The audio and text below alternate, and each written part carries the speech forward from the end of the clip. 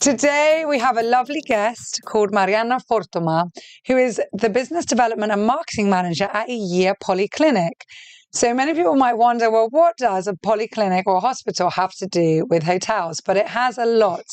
And actually one of my lecturers, when I was doing a course at Cornell, has written a whole book on hospitality and hospitals and how they're so connected. And we've got so many models and strategies that are in common and definitely in marketing. So Marianna, welcome. Thank you so much for being on Hotel Talk. It's a great pleasure to be here, not only to Hotel Talks, but next to you. Oh, thank you so much. So I'd love to start with a little bit of an introduction to all the listeners about YGIA Polyclinic. Tell us a bit, we know it's in Limassol, but tell everybody who's listening a little bit about the clinic, about the philosophy behind it, the history, and then we'll go into some more details afterwards. YGIA is in the center of Limassol town, has been operating for the last 37 years. The oldest, but not in facilities. Just in the most historical. Private hospital. We have recently, end of September, we have joined the national healthcare system, YGIA, and it has been very challenging. But now we are even closer to all Limassol citizens, and not only, of course. So I did want to ask you about YGIA. Just a lot of our listeners are from Cyprus and very aware of our relatively new national health system, and many people as well, I know in the UK, are very used to this concept, and other countries in Europe. But can we sum up a little bit about that concept and its importance, but why specifically did YGIA Polyclinic decide to move from a private hospital to become a YGIA hospital? It wasn't something that we did in one night. We gave it a lot of thinking, and we put down all the numbers to make sure that this would ensure the positions of 556 employees that we do have. But we thought that the financial status now of Cyprus and the crisis in the whole world. Crises, we've had so many, haven't we? Yeah. Not only Cyprus. Our mission was to contribute to the society and to be next to our patients. Due to the financial condition, our patients started turning towards YGIA because they could not afford private healthcare. So what we thought is to maintain our top quality of services, to maintain our very good reputation, and come closer to our patients. So it was a very big challenge because entering YGIA means changing everything. Do you still have some private, or is it now only? We do accept private patients, patients that are not YGIA beneficiaries, first of all. We do have our medical tourism section that is still going on. And we also accept patients that, although they are YGIA beneficiaries, they need a service that is not covered by YGIA. Let's say plastic aesthetic surgeries or robotic surgeries, because some of them are not covered by YGIA. Or even you want to have a mammogram. YGIA allows it every 2 years, but of course, cancer does not come every 2 years. So you need to have your checkup. You go to your private doctor, you get a prescription, you have your mammogram privately, either insurance covered or self-pay. So we do have our private sector still. But of course, not for anything covered by YGIA. This you cannot do. Okay. It's not allowed if you are registered under YGIA. Big challenge. We had to change everything. We had to go by YGIA rules, meaning number of beds, number of nurses. And is the philosophy that if somebody wanted to pay, then they would jump queue? Is that why if something is covered by YGIA, you cannot then? No. No, what is it? Our philosophy, it might be a philosophy of someone else, but our philosophy is that we treat all our patients equally. Okay. Because you have a private insurance, because you can afford, doesn't mean that you are a better patient to a year than someone that cannot afford and needs to have a CT scan. You will have to book your appointment. We are trying we are operating 24 hours per day, 7 days per week. So we are trying to have many employees that can assist to book the appointments, not to wait, because illnesses do not wait. They're not going to wait, exactly. If you need a healthcare service, you need it now, not after 1 or 2 months. So we are trying our best. Of course, there are limitations by the system, not by us.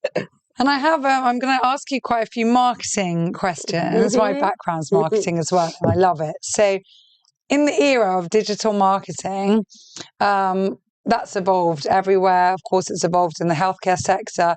But what strategies do you find that have been the most effective, and how do you utilize that to help As you promote probably know, we are not allowed in the healthcare sector to advertise. Let's say we are the best hospital, but we can advertise, of course, our doctors, meaning our services, our competitive advantages. So what we usually do is using not Google Ads. We avoid Google Ads.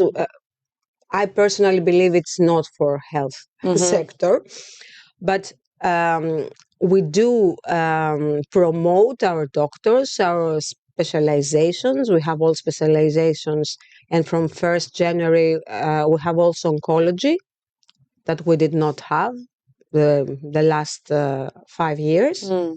So we do let people know what we can offer to them, why they should choose us, and we do it through Facebook, through LinkedIn, through news articles of our doctors, of our managers. This is me. That's so okay. Sorry. Don't worry. Happens to all of us. Yeah. So we mostly do it indirectly, let's say. Yeah, because I was thinking about that this morning when I was thinking about all the things I wanted to discuss with you. It's quite tough, when you're building a patient trust with us as well, the guest trust, and then you're doing promotions, and then you've got to remain authentic. But on the other hand, you are promoting your services, and it is a business.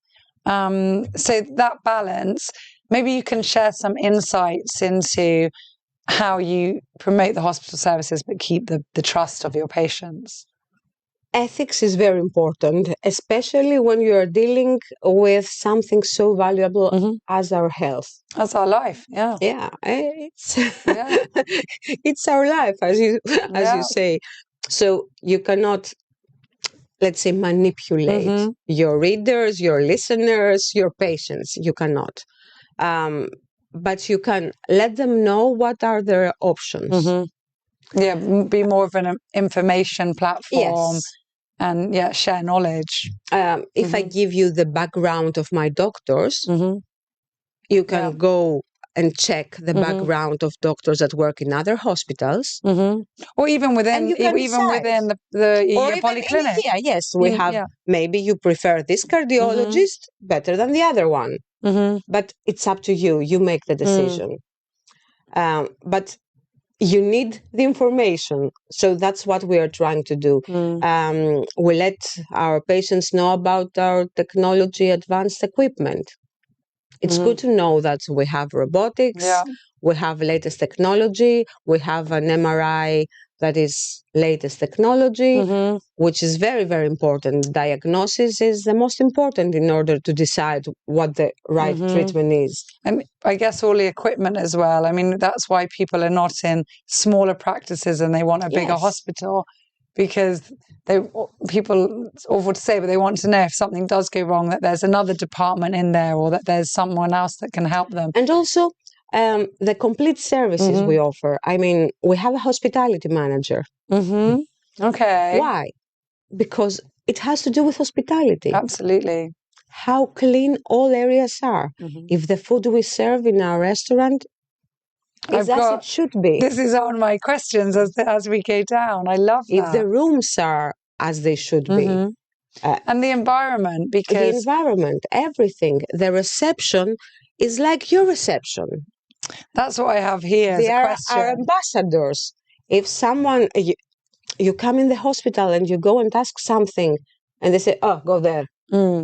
It makes a huge difference. And someone that will say, good morning, how may I assist you? The smile, the attitude, the dress code, the body language. And how do you maintain that? Do you do a lot of trainings? Yeah. Trainings. We have training and development, which is a part of our HR department.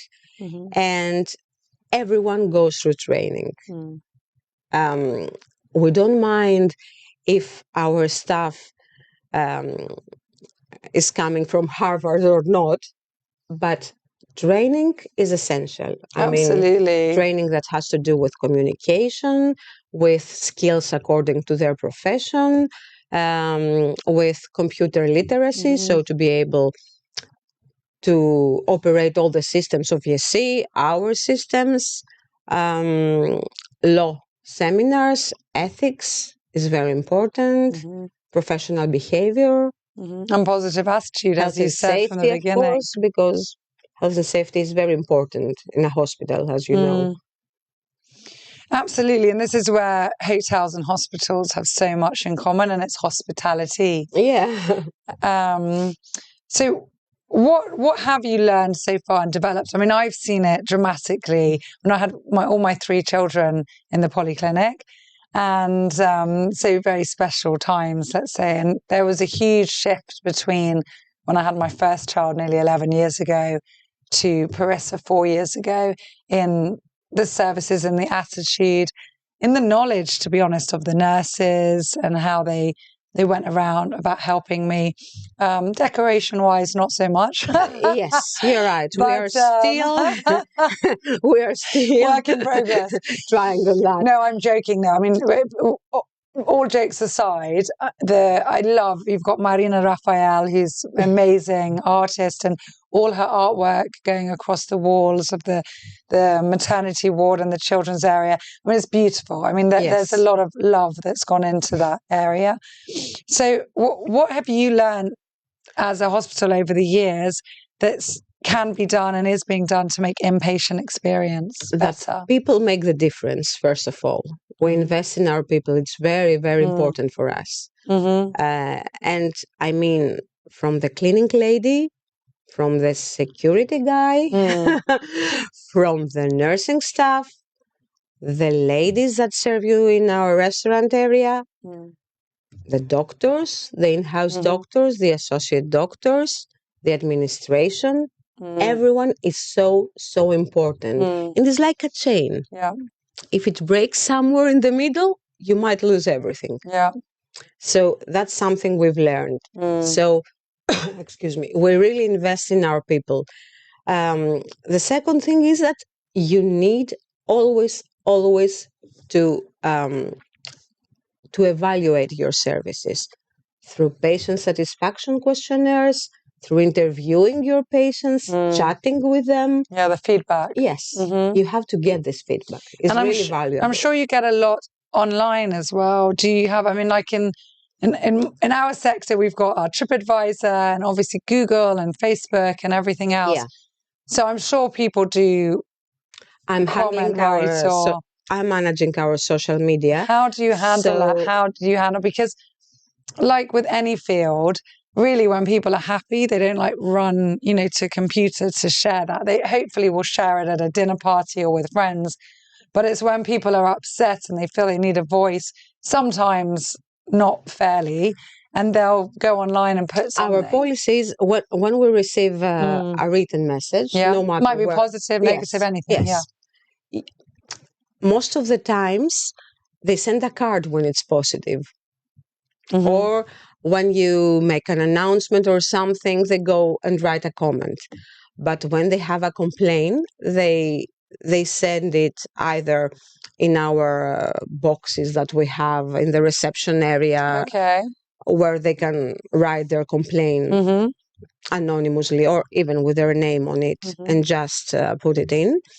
But when we receive, let's say, a messenger message, what I do is always read it very carefully and start investigating internally.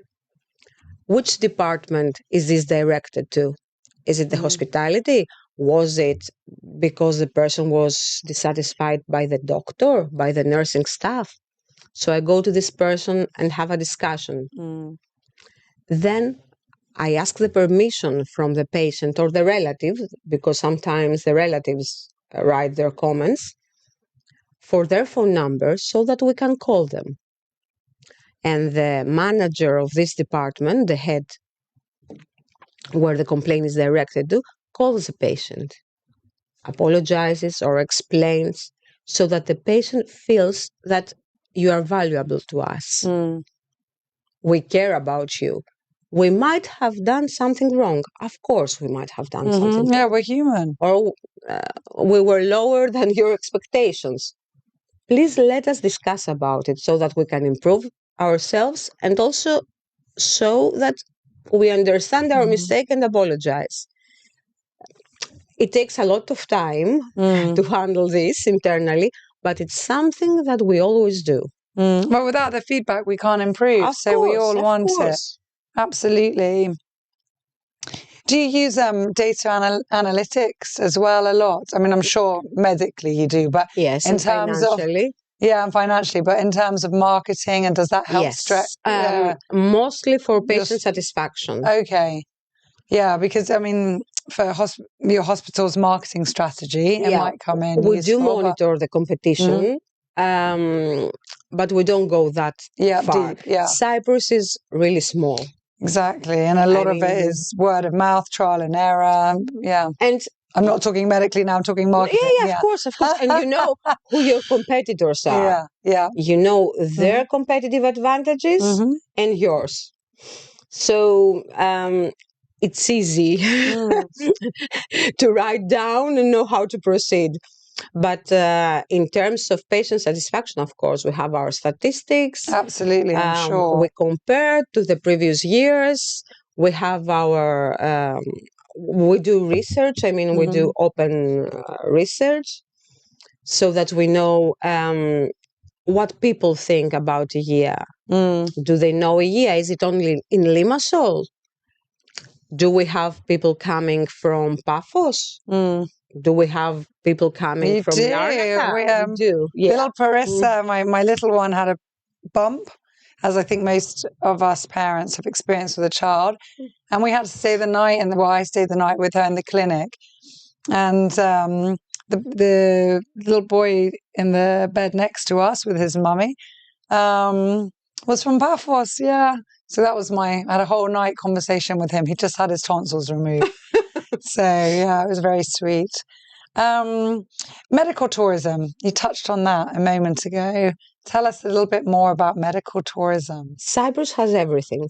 We do. Yeah. And it's not just the weather that everyone thinks. No, it's not. But the weather is just amazing. I mean, I think we're doing this interview now. It's January. It will come out in February. But my goodness, it's just stunning. I mean, 25 degrees. What more does anybody want? Green, beautiful, fresh air. And then that obviously then goes with everything else, whether it's the culture, pace of everyday life, everything. If you love nature, you can find places to visit. If you are more nightlife person, Yeah, so it's a great place to have any type of procedure because it's just a great place to recover in. Of course. And we first met, we were talking about earlier with Amos, with maybe we'll talk a little bit about that. And I learned so many things from Amos. It was my first experience with the health sector. Coincidentally, I saw Mr. Papadopoulos, the owner, the CEO of Amos, yesterday. Okay. So I told him, I am always saying how many things I've learned from you. Well, we'll explain a bit about Amos. That Amos brought doctors from abroad, had operations here in Cyprus. People were coming, not just Cyprus, I have the impression over. that Amos started medical tourism in Cyprus. I'm not sure. I don't have the data. But it was one of the leaders, let's say. And the patient, it was spinal operations. Yes. And the patients were staying at San Rafael. And Marianna was just saying, actually, before the podcast started, that we were the only hotel that they knew of at the time that had a fully disabled room. Yeah, I mean... And I said to you that... In 2015. Not only so we had 14 assisted disabled rooms, which we've always had. And then we had the one fully disabled, but now we've got 7.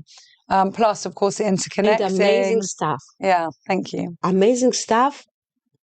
I mean, your breakfast has always been amazing. And everyone in your breakfast room was really, you thought they were part of the family. Yeah. You wanted to say, good morning, how are you? They were so nice how they were treating Amy's patients back then. All of my experiences with St. Raphael have been... Thank you. So tell us, then a bit. So you've had the experience in 2 different companies with medical tourism. So what's its importance? In 3, actually. In 3. I went through Eimer Medical Services after Amy's, which is a representative of Hadassah University Hospital.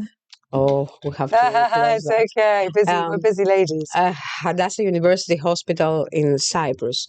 So, but it was outbound, not inbound. Okay. But again, we want to import. That's what I think. I was telling to Eimer, why don't we do it also vice versa? Yeah. I mean, okay, maybe in oncology or... Have we become too expensive though in Cyprus? How does that work? Because I know that many people, I know friends of my mother's, for example, because there's medical tourism in aesthetics and plastic surgery, and that's a big one. But then, of course, in more, whether it's emergencies or other health issues that people have. But I know that comparatively, Cyprus, we can be considered more expensive, both from hotels, side traveling to us, actual cost of living, and then medically, I don't know, I'm asking you, compared to some other Cyprus countries. To Israel? No way. Yeah. Israelis. Yeah. So it depends on, Yes. I will just say a prostatectomy, a robotic prostatectomy might cost in Cyprus 13 to 15,000 euros, while in Israel is 30 to 35. Imagine. Yeah. An IVF procedure would cost around 6,000 euros in Cyprus, while in Israel, 22. Yeah, or in England. Yeah. So I know from friends of mine, they might have got it on the NHS, but depending on your catchment area, you can only have it many times. And one friend of mine actually spent the amount that they would have spent on a mortgage to do their IVF treatment. So if they could come here and have a holiday, and then another friend, they were coming here to do it. And we do not offer less. This is very important. Yeah. Our doctors are top, especially in IVF. Cyprus has a very good position. Yes. But medical tourism is really challenging because you are dealing with the whole world. Yeah. Of course, you have to decide your target countries. And also, how do you promote that then? Where would you go about promoting it? First of all, there are medical tourism platforms. I was going to ask, that you log in as a hospital, You can promote your specializations, and you can receive requests, leads, sales leads, because it's sales, though it has to do with our health. Let's call a spade a spade. It is. So you can promote your hospital, reviews, testimonials from your patients, and everything. You receive a request. You can send information as well as a quote. And then the patient decides whether wants to come. You have a Zoom meeting or something so that they know you are real, you exist, because that's the digital thing. You really don't know if it's a robot, artificial intelligence, or there is someone back there answering to you. So you do have this eye contact even through the screens. And then the patients start asking about hotels, about how they can really spend their time there, transfers. It's very important to offer the whole package. And that's what we do. I mean, we pick up the patient from the airport, we do the check-in, we do the hotel reservations. If we are asked to, we can do the ticketing as well, though we prefer not, because it's very complex, really. And we can make a full program for the relatives where they could spend their time while their loved one is recovering. So if you offer the whole package to someone and just has to say, yes, I want this, no, I don't want this, and has everything ready, it is so much better, so convenient. Imagine to have all the stress that you need to go to a country that you probably don't know, or even it's so different if you have visited a country as a tourist or if you are going for a surgery. And in many cases, to have that support network around you of their relatives and friends. When you're in a foreign country, you don't have that. So you rely even more heavily on the team in the hospital. So you don't want to bother yourself with these minor details, but that will make a huge difference to your stay there. And of course, we are trying to give all necessary, and we arrange a Zoom with the doctor as well. The patient needs to know the doctor. Yeah, absolutely. Needs to know whether, sometimes we say, I don't like his face. We have nothing with someone, but it's something that bothers us. It's instincts, gut instinct, isn't it? In some, And do you see that increasing in Cyprus, medical tourism? Do you see more of a demand for it? We have many patients. At the past, we had mainly UK. Because, British people are so familiar with Cyprus. They feel part of it. And they were having surgeries or medical treatments while on holidays, British people. But now we have from Russia, we have from Ukraine, we have from Sweden, and Israel, of course. Interesting. And I see a turn. They used to choose Greece. Now they choose Cyprus. Why do you think that is? I think that the prices in Greece have gone so up. And maybe they do not promote it as much. Very interesting. So on to the smaller details. One of my favorite topics is food. So hospital food is, the big joke, unfortunately. If somebody wants to make a comparison with bad food, they say, oh, it's like hospital food, which is not, hopefully now that's no saying, salt, nothing. Will go, exactly. And also just very bland. And you always think of hospital food as just, beige and bland and a bit of jelly. And, but I know that you're making a big effort in that department. And I also know that many hospitals worldwide, in my sphere of veganism and plant-based living, are turning to plant-based alternatives and purely plant-based kitchens. I'm quite proud, actually. The first 100% plant-based hospital was in Lebanon, in Beirut.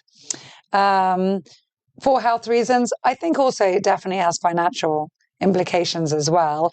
Yeah. Definitely in countries where animal products are I don't think priced the higher. Cyprus mentality is ready for plant-based meals. nutrition. Yeah. But on the other hand, it is so important when a patient is recovering to give them food that will fuel their body and be healthy. So what's your plan there, and how's that going? Because definitely they're so sweet. I mean, I remember like when I went, oh my goodness, anyway, definitely the last time, and I said, oh, but I'm vegan. They were so accommodating. And before I was vegan, I was pescatarian. They were also very accommodating and they helped out. But I did laugh. Some of it was, they just didn't understand what it was. I got like completely wrong. I remember getting butter and egg and I don't know what. And like, I was like, what is this? And then I remember having the same meal, but that was before, and then it has changed. We have it in our mind. I am not vegan. I'm so sorry. That's okay. You don't have to apologize. But I'm just so bad with my nutrition but habits. But my point now is not whether YGIA Polyclinic is going vegan or not, but is offering at least healthier options. Yes. I mean, there's no point having pasticcio when someone's recovering from a heart operation, or you know what I mean, like at least to have barbecue chicken wings after a heart attack, with maybe. extra mayonnaise and something on the side. We have a nutritionist and we are very, very careful. Of course, we follow doctor's orders. The doctor doesn't give the recipe. Says this patient is not allowed to eat any salt or oil and from that point on, the nutritionist makes the diet and together with the chef, and they prepare the menu. And with the food costs that they're allocated as well. I mean, I'm sure it's similar to But we are very, very careful on the ingredients. We are very, very careful. Everything is fresh, not frozen, not frozen meat, not frozen fish, nothing. And of course, we always respect if someone is vegan, if someone... Or dietary requirements. Yes, someone might have nut allergies. Allergies, yes. Exactly, yeah.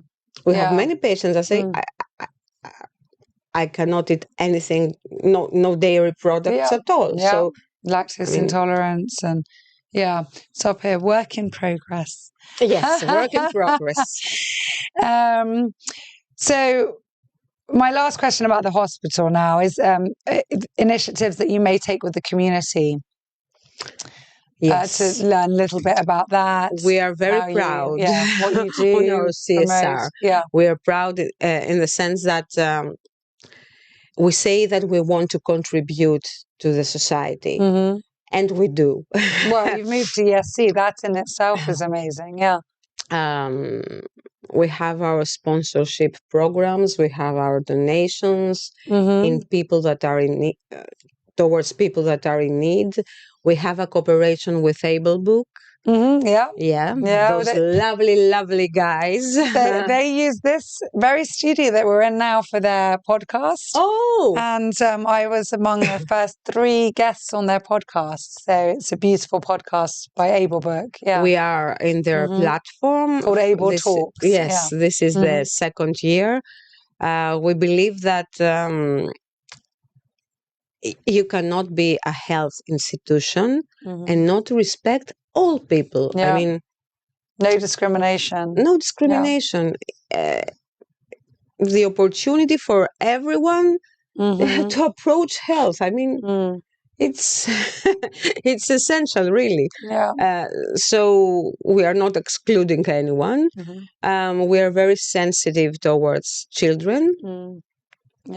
And we have our own institution. We call it Idrima Polyclinikis YGIA, the Greek term, where we help people that need to have an operation or a treatment that they cannot afford, that might not be covered by YGIA or whatever. And we have, let's say, a financial scheme to assist them or their relatives, or to cover their expenses if they need to travel abroad. That's really touching. We care about the environment. It must be quite difficult. The environment, okay, there's photovoltaics you can do. When it comes to sustainability and hospitals, this is a subject that's very close to my heart, and we really work towards that at the hotel. And I'm sure in a hospital, you can do a lot. But then on the other hand, the use of, single-use plastics is a must. I mean, it's a medical facility. You can't. But we have a whole waste management plan. Okay. Yes. And we have been awarded for our waste management. Oh, congratulations. So, thank you. We are very proud. Of course, we have all certifications. We have health and safety for our labs. We are the only hospital that has an ISO for the labs only. For food and safety, we have the CHKS certification, which is only for hospitals and is an international certification. We have our certification for patient data, cybersecurity, which is also very important. So people might think, okay, you got a certification, so what? No. Oh my goodness, do you have to work towards it? I know the drill. Huge amount of work. It can be years sometimes. It's whole strategies, and it's a lot of investment in you not don't just money, get it once and you are done. No. No. And you cannot do it just before they come to evaluate you. No, it takes years, and the time. You have to work the whole year through. Absolutely. Because you cannot manipulate things when the time comes for an audit. So it's very, very important. And I think Cyprus has made huge steps towards certified and accredited organizations. So it's very good. That's amazing. So we're going to start wrapping up this episode, but in doing that, I'd like to ask a little bit about you. You're obviously not Cypriot. You're from Greece, for those of you who can't tell the accent. So what brought you to our sunny island? I am from Athens.